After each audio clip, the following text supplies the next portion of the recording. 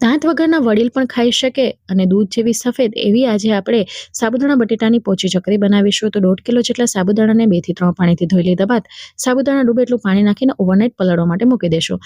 સાબુદાણા સરસ પલળી ગયા છે જેને સાઈડમાં મૂકી દેશું. એક મોટા વાસણમાં પાણી ગરમ કરી લેશું.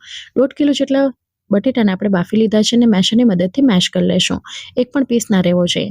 50 ગ્રામ જેટલા તીખા મરચાં, 125 ગ્રામ જેટલું આદું લીધું છે, ખાંડણી દસ્તામાં ટ્રાન્સફર કરી લીધું છે અને ચકરીના ભાગનું મીઠું નાખીને ખાંડી લેશું. પેસ્ટ તૈયાર કરી લેવાની છે. મિક્સર જારમાં પણ પેસ્ટ બનાવી શકો છો.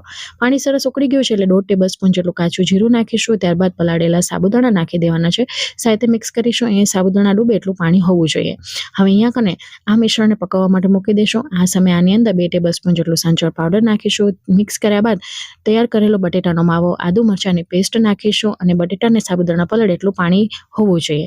હવે આની અંદર 2 લીંબુનો રસ નાખીશું અને આ મિશ્રણને ત્યાં સુધી પકવવાનું છે જ્યાં સુધી આવી રીતે વચ્ચે ચમચો ઊભો રાખીએ અને એ ચમચો પડે નહીં ને તો સમજવાનું કે આ મિશ્રણ પ્રોપર તૈયાર થઈ ગયું છે, એટલે કે ટ્રાન્સપેરન્ટ થાય ત્યાં સુધી પકવવાનું છે.